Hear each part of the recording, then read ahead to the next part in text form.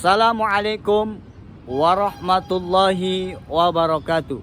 Salam sehat, salam sukses, dan salam bahagia untuk seluruh Sobat SR dan para pemirsa dimanapun Anda berada. Berjumpa kembali dengan kami di channel ini, dan kami akan terus berbagi pengetahuan tentang dunia metafisika. Ingat, yang kami cari adalah sebuah kebenaran, bukan pembenaran. Yang kami buktikan adalah dalil, bukan sekedar berdalih. Yang kami kemukakan adalah argumen, bukan sentimen. Dan pada kesempatan yang berbahagia ini, kami akan membahas kembali tentang ilmu santet yang berasal dari daerah-daerah negeri kita, Indonesia ini. Para sobat dan para pemirsa, Indonesia ini sungguh luar biasa. Terdiri dari berbagai macam suku, terdiri dari berbagai macam adat istiadat, terdiri dari berbagai macam bahasa yang ada di daerahnya masing-masing. Nah, di antara suku-suku yang terdapat di Indonesia ini adalah suku Dayak, sebuah suku yang berada dari daerah Kalimantan, di mana mereka ini pada awalnya menempati di pedalaman hutan di Kalimantan. Dan bahkan ini ada beberapa suku yang ada di Indonesia juga, ini mereka terasingkan dengan peradaban kondisi zaman pada saat ini. Nah, suku Dayak dari Kalimantan ini memiliki beberapa ilmu santet yang mematikan bagi korban-korban targetnya. Nah, ilmu santet apa sajakah yang dimiliki oleh suku Dayak Kalimantan? Ini yang pertama adalah santet parang maya. Yang dimaksud dengan ilmu santet parang maya ini adalah ilmu sihir yang dengan menggunakan bangsa jin yang membawa senjata tradisional dari suku Dayak, yaitu mandau. Jadi parang yang dimaksudkan di sini adalah senjata mandau. Sudah barang tentu yang dibawa oleh bangsa jin, senjata mandaunya ini adalah bukan senjata secara nyata, tetapi senjata secara gaib yang dibawa oleh bangsa jin ditujukan kepada korban target sihirnya. Biasanya orang-orang atau target korban yang terkena dengan ilmu sihir parang maya ini tidak mengalami luka. Akan tetapi jika terkena dengan ilmu ini, mereka sekujur badannya akan membiru. Akan terdapat bekas lebam-lebam berwarna kebiru-biruan. Ini dikarenakan bangsa jin yang masuk ke dalam tubuh target dari korban ilmu santet parang maya ini merusak organ-organ tubuh di dalam orang-orang yang menjadi target ilmu sihir ini. Dan biasanya sang dukunnya atau orang-orang yang memiliki ilmu santet parang ini menggunakan mediasi berupa foto, ya, atau benda-benda atau alat-alat atau atribut yang pernah dipakai oleh korbannya. Kemudian barulah melakukan sebuah ritual tertentu, pemanggilan jin yang disuruh untuk memberikan efek sangat berbahaya bagi korban-korban target ilmu santet parang maya ini. Kemudian yang kedua, ilmu santet yang dimiliki oleh suku Dayak yang berada di Kalimantan adalah pedang pekir. Jadi kalau tadi ilmu santet parang maya ini menggunakan senjata parang atau mandau secara gaib.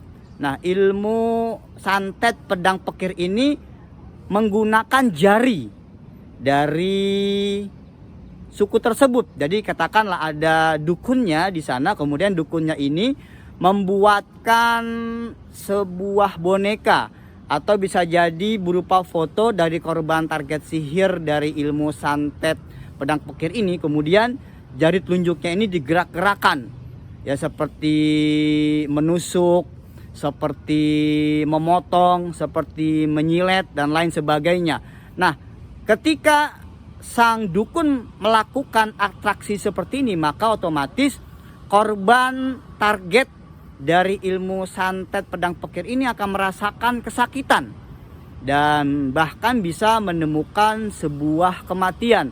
Karena secara fisiknya orang tersebut yang terkena santet jenis ini tidak ada luka, akan tetapi di dalam tubuhnya, jantungnya, paru-parunya, kemudian hatinya ini menjadi rusak karena menggunakan ilmu santet ini. Sudah tentu adalah kembali bangsa jin yang menjadi eksekutornya untuk melakukan pembunuhan terhadap korban santet ilmu pedang pekir ini.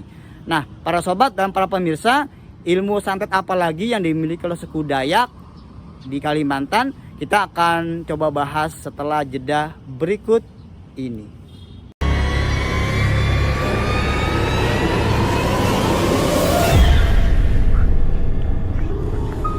Sobat SR dan para pemirsa, dimanapun Anda berada, berjumpa kembali dengan kami di channel ini. Jangan beranjak untuk meninggalkan handphone Anda untuk mengetahui pembahasan tentang pengetahuan ilmu-ilmu santet yang dimiliki oleh suku Dayak yang berada di Kalimantan. Dan ilmu santet selanjutnya yang dimiliki oleh suku Dayak yang berada di Kalimantan adalah ilmu santet cucak bangkai. Jadi seseorang yang menjadi korban target dari ilmu santet ini, dia akan seperti zombie.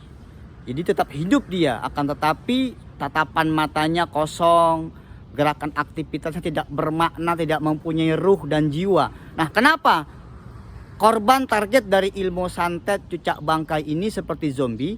Dikarenakan jiwa atau sukma yang dimiliki oleh korban sihir ini itu diambil oleh bangsa jin, yang kemudian bisa jadi diikat di tengah hutan, bisa jadi diikat di pohon-pohon besar, atau bisa jadi disembunyikan di dalam sebuah wadah oleh sang dukun.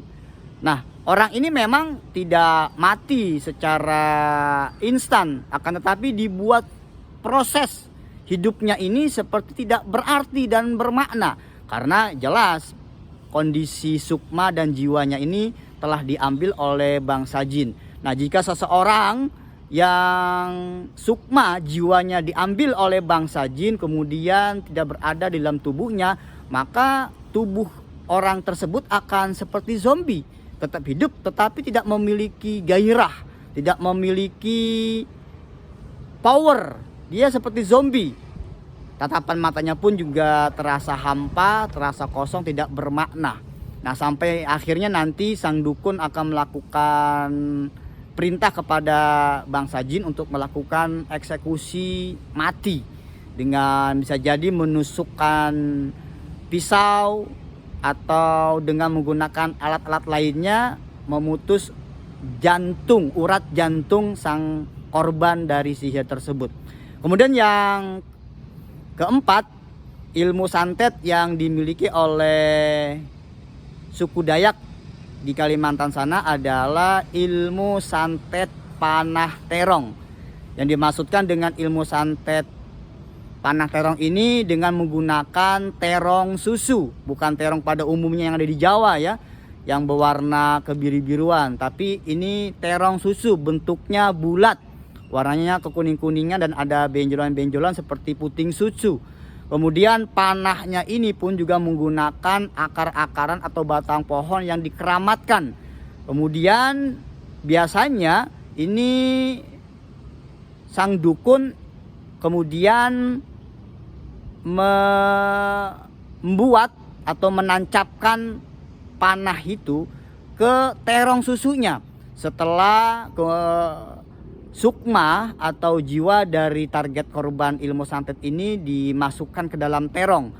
Nah, setelah sukma dari orang yang menjadi target ilmu santet ini dimasukkan ke dalam terong susu, kemudian panah itu ditusukkan ke terong tersebut. Nah, biasanya ini akan didiamkan sampai beberapa hari, sampai beberapa bulan. Dan lama kelamaan bahwa terong susu itu akan membusuk. Ketika terong ini membusuk, biasanya korban target santet ini itu akan menimbulkan bekas bisul-bisul di kepala, bahkan di sekujur badannya. Jika sampai pecah atau terong ini nantinya akan membusuk dan layu, biasanya korban target ilmu sihir ini bisul-bisul yang ada di badan, di sekujur tubuhnya akan pecah juga dan biasanya akan menemui kematian karena telah membusuk. Dan para sobat, para pemirsa, bahwasanya santet-santet ini selalu berinteraksi dengan bangsa jin.